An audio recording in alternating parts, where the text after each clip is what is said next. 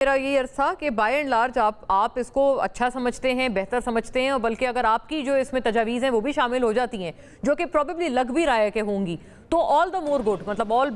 بہتر آپ اس کو سمجھیں گے۔ رضا ہارون صاحب، پھر اچھائی ہوئی 243 پہ بھی تو غالباً پیپلز پارٹی نے بھی کہا ہے کہ آپ اس کو اچھا سمجھتے ہیں، آپ اس کو تسلیم کرتے ہیں اس شق کو، لیکن 140A کے حوالے سے بتائیے گا، مقامی حکومتیں امپاور ہوں، میئرز امپاور ہوں، غالباً مرتضیٰ وہاب صاحب کو بھی زیادہ اختیارات مل جائیں گے، تو اس کو خوش آئند کہا جائے۔ مونا صاحبہ دیکھیں، پہلے تو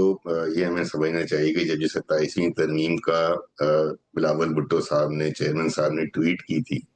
آپ کو یاد ہوگا اس میں 7 ایشوز تھے جو کہ پریزنٹ کیے گئے تھے پاکستان پیپلز پارٹی کی قیادت کو۔ اب یہ ان کی نیگوسیشن پاور ہے، سی ای سی کا فیصلہ ہے کہ اس کے بعد این ایف سی کو جو ہے وہ اس ترمیم سے ہٹایا گیا، صوبائی خود مختاری کے جو رائٹس ہیں اس کو پروٹیکٹ کیا گیا، اس کو اس میں شامل نہیں ہونے دیا گیا۔ اسی طریقے سے کچھ محکمے صوبوں سے واپس ڈیولوشن جو ہے ریورس ہو رہی تھی، اس کو بھی روکا گیا۔ تو بہت ساری ایسی چیزیں تھیں جس سے کہ وفاق اور صوبوں کے درمیان جو ریلیشن ہے وہ متاثر ہوتا، اس میں سینسیٹیوٹی آ جاتی۔ تو پیپلز پارٹی کی قیادت کی کوششوں سے وزیر اعظم صاحب کو جب یہ بات سمجھائی گئی، بتائی گئی، مذاکرات ہوئے، تو انہوں نے پیپلز پارٹی کی ان چیزوں کو مان کے ان تمام امینڈمنٹ میں سے ان تمام کلوزز کو جو صوبائی خود مختاری سے متعلق تھی ان کو نکال دیا گیا، ہٹا دیا گیا۔ اچھا رضا صاحب، یہ میرے لیے ایک خبر ہے، مطلب میرے لیے یہ ریویلیشن ہی ہے، آئی ایم شیور ناظرین کے لیے بھی ہوگی، کہ آپ یہ فرما رہے ہیں کہ یہ جو ساری 18ویں ترمیم کے حوالے سے جو تحفظات تھے، جس پہ کل بلاول بھٹو صاحب نے بڑی تفصیلی پریس کانفرنس بھی کی ہے کل رات 8 بجے، اور وہ سارے جو تھے وہ سب تحفظات آپ کے دور کر دیے گئے، کوئی کٹوتی نہیں ہوگی صوبوں کے شیئر میں، اور آبادی اور تعلیم، یہ جو 2 شعبے تھے جن کو کہا جا رہا تھا کہ وفاق اپنے پاس لینے کی ایسا ہی ہے نا، واپس ہو گئے، یہ سارے آپ کے مطالبات مان لیے گئے۔ یہ تو چیئرمین صاحب نے اپنی سپیچ میں بھی کہا، سینٹرل ایگزیکٹو کمیٹی کا فیصلہ بھی تھا، اور آج فلور پہ بھی کہا گیا نا۔ تارڑ صاحب نے اپنی سپیچ میں بھی اس بات کا ذکر کیا کہ چیزیں مان لی گئی ہیں۔ اب صرف 3 پوائنٹس کے اوپر جس پہ کنسنسس ہے، ایک تو ہے وفاقی آئینی عدالت، فیڈرل کانسٹیٹیوشن کورٹ، دوسرا آرٹیکل 243 میں جو امینڈمنٹ ہوگی، جو اختیارات اور جو اس میں چینج ہو رہی ہیں وہ ہو رہی ہیں، تیسرا اس کے اندر ایشو ہے صوبوں کے حوالے سے نہیں بلکہ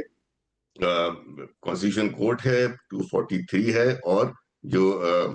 دیگر مسائل ہیں اب وہ اس کے اندر پیش کیے گئے ہیں۔ تو میں سمجھتا ہوں کہ یہ کنسنسس 243 پہ بھی ہے۔ جہاں تک بات ہے کہ آرٹیکل 148 اچھی بات ہے، صوبائی خود مختاری کے ساتھ اگر مقامی حکومتوں کی خود مختاری کی بھی آئینی تحفظ ہو، لیکن یہ معاملہ، یہ لابینگ اب این کے ایم کی، چونکہ یہ آئینی جو ان کی ترمیم کا بل تھا، یہ باقاعدہ بھی حصہ نہیں ہے اسٹینڈنگ کمیٹی میں، ان کے پاس اپورچونٹی ہے کہ وہاں بیٹھے ہوئے دوستوں کو یہ کنونس کریں اور کنونس کر کے اس معاملے کو ترمیم میں شامل کریں۔ وہ بہرحال کہہ رہے ہیں، اور امین صاحب نے کہا بھی ہے کہ اس پہ آئی پی پی بھی آمادہ ہے، ایم کیو ایم بھی آمادہ ہے، ایم کیو ایم کہہ رہی ہوں، قاف لیگ بھی آمادہ ہے، اور مسلم لیگ نون بھی آمادہ ہے۔ تو جو 3 میجر اتحادی جماعتیں ہیں وہ تو ساتھ ہیں ان کے۔ آپ کا اس پہ کیا ویو ہے پیپلز پارٹی کا؟ You think this is in the right spirit and direction? جو لیڈرشپ کا جو میں نے موقف سنا ہے کہ فی الوقت وہ سمجھتے ہیں کہ جن چیزوں پہ کنسنسس ہو گیا ہے،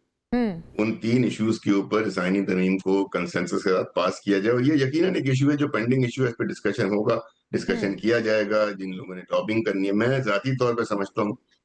کہ مقامی حکومتوں کے نظام کو آئینی تحفظ کی شدید ضرورت ہے۔ اب وہ کس وقت اٹھایا جاتا ہے، وہ عام آدمی سے منسلک یہ ایک مسئلہ ہے مقامی حکومتوں کا، جو کہ ہمیشہ کنٹینشس رہتا ہے، اور اس کے لیے آواز اٹھانی چاہیے اور بات کرنی چاہیے۔